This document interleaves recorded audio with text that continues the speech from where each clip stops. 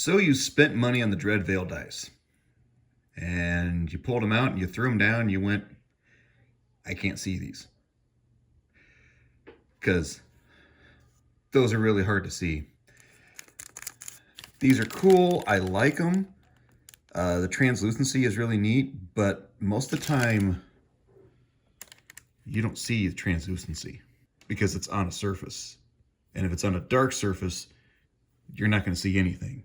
If there's a light source, yeah, you're going to see something. But the symbology on there, it's too dark. And it's too hard to see. Now, granted, this is on a camera and it's doing a fantastic job of picking things up. And I got a light source that's over here and a window that's over here. And if I turn my lights off, I mean, you can't tell because the camera is doing a fantastic job here, but this is basically what you're seeing. It's just dark. So I'm making an attempt. I'm just taking some apple barrel white and it's very watered down and putting it into the grooves. And as you can see, that immediately makes it pop. Now, all the other dice that have been released have white. And, you know, this has this kind of a purplish, it's actually a very warm purple. Let's get to Black Shield. There it is. So here's the Black Shield. And as you can see, it's got that purple in there. That purple is a little bit more of a magenta. Or it's got a little bit more red in it than blue. So it's tough to find a good color combination. I went to my local Walmart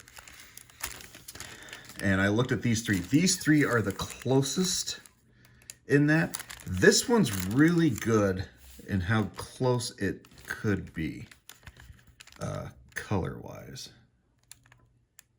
And there we go. But it's still just a little too dark. I could thin it down with some white, but that's going to be trial and error. This one here is a metallic. And I figured that if it's a metallic, it might actually glint a little bit more and pop up a little bit better. And then this is just a straight purple, which it's basically going to kind of be doing what it's doing now. What I'm attempting here is I'm going to put this white down. So it's got a light, bright base spot, and then put the purple on top of the white. And hopefully it'll still look like this, but it will actually pop off the thing because this is just purple on this translucence and that's just not enough to make it stand out. So I'm hoping that the white is going to make the purple stand out and be more visible so that when it's down on a dark surface and there's no bright lights coming in, you can easily tell what it is that you rolled. And again, the camera is doing a fantastic job of adjusting the light levels. That's a little bit more apparent of how you can see because you can't tell what's rolled on top of that right now. And that's really hard to see, even though you just, if I zoom in, you're like, oh, well, yeah, it's that. But that's how you're seeing it, you know, with your eyes, or at least I am. Anyway, all I'm really doing is just getting some white, very watery, getting a very thin brush, and I got my old man seeing glasses on, and just filling in the cracks, wiping off the excess, letting that dry, and then we'll do the same thing with these three. Now, I like the metallic idea, but the metallics do not thin very well. So that might not work. So I might kind of trial and error. And I think what I'm going to do is I'm going to do one of each on different things. And if I like one better, I'll just do everything like that. But I'll just kind of play with it, see how it looks.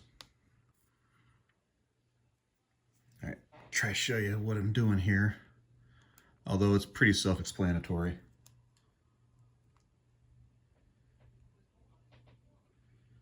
Very wet, watery, not even milky, might even be too thick.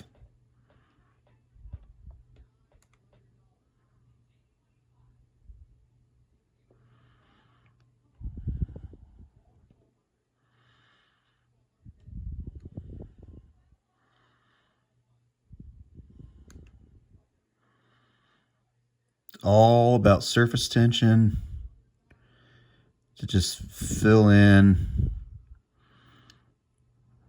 those lines.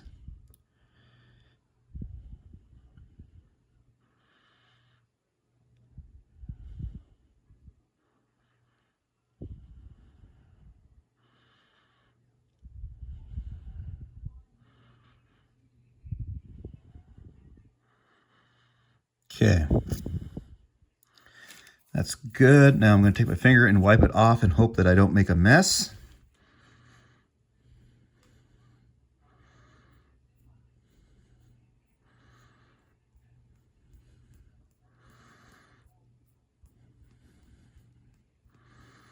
Because I just want to clear the paint off of the high areas and not grab the raised dome section. I'll just use my fingernail here, kind of scrape that down.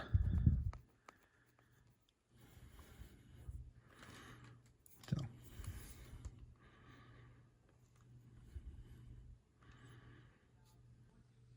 I got my line in. As you can see, I don't have the orifices yet. So again, we're gonna get some water, get some paint, and just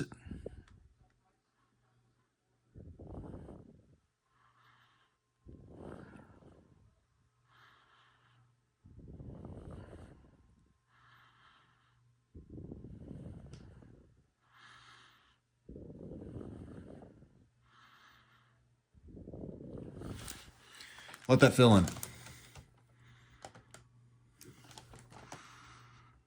Let it dry a little bit, and then I'll scrape the stuff off the top. Because already, this is so much better. This is so much easier to see. I know why they didn't do white, but they should have done white, and then they should have done a color on top of it. My opinion. All right, I got these paints on. So, as a comparison, especially here all on white, that's just a white skull, which pops very nicely. That's just the default, which you can barely see the symbology on it. We've got this blacklight purple here, which doesn't look too bad, but the surface tension on it's really weird, and I've had to reapply multiple times to get it to stick in. And then we've got just your straight purple crush over here, which again, that looks really good. It's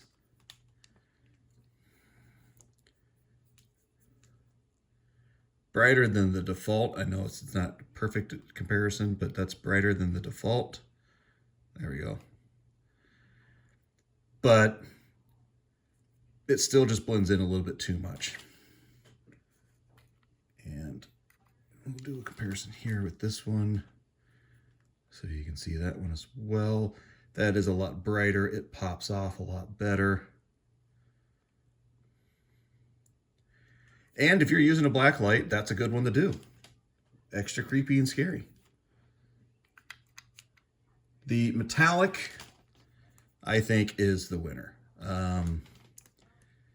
It is not as dark.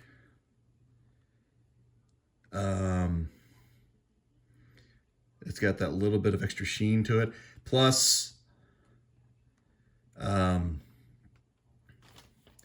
it just shows up better on a dark surface. or even a light surface. I mean, that looks like the white, and that's because a lot of that white's bleeding through.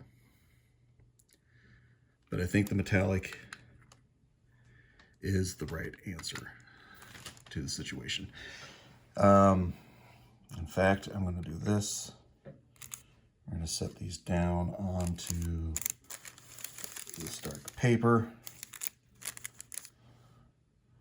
so you can see how that's all working out. Again, this is just a matte purple. This is the Apple Barrel Velvet Crush. This is the metallic folk art. This is a folk art neon black light, and that's just how it came naturally. All three of them work, but I think that metallic's working better. And if I turn my light source off over here, you can tell how visibly it's looking, because you can't see what you've rolled. That's not too bad. That's not too bad, but that one, again, because it's metallic and it's showing a lot of that white, it's really popping out. So, food for thought if you want to do it. And again, if you don't want to do any of that purple, if you just want to do white, that's an option as well. All right, quick little update. It has been several months since I've painted these, and they still work fine. Haven't had any problems with paint coming out, anything like that. And again, I've got this on a nice dark surface. Camera's doing a good job splitting everything out. But these pop off of the translucency. I mean, when you pick them up off the ground, they still have that translucency there. Still have that same neat little effect in there, but the symbols are still dark enough that you can kind of see what's going on with them. But more importantly, rarely are you holding your die to look at what it's been rolled. It's always going to be on the ground. It's always going to be what's on the ground. On a white background, these pop off. On a dark background, they pop off. So I think this is a good fix if you have bought these die and you want to do something to make them more playable on your table. The downside is it has been several months since I recorded me fixing these, and they've released more dice. These are the Jungle's Delcrathrac die, and again, it's the same issue. They're just really hard to see, especially on a dark surface. I mean, it's a little bit better here on a lighter surface, but it's the same issue. So I am most likely going to do the same thing with these that I did here. I don't know what kind of color I'm going to use to get these to pop off of this and still keep kind of the theming that they have, because this is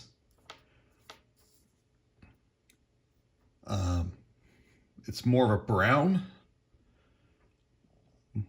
kind of a jungle wood brown that's in there, and I don't think that's going to work. And I don't even know if I am able to find a metallic that's going to work with this like this one does, because I think it's the fact that it's a metallic is why these are working the way that they are.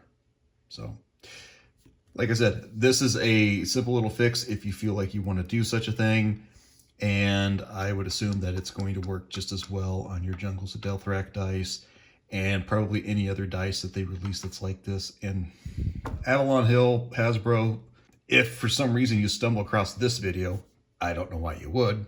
I know you've heard the complaints. I guess this is something to think about of a suggestion to put out to your designers and developers. Nobody plays with the dice in their hands like this. It's always on a table, but more likely than not, it's on a dark surface.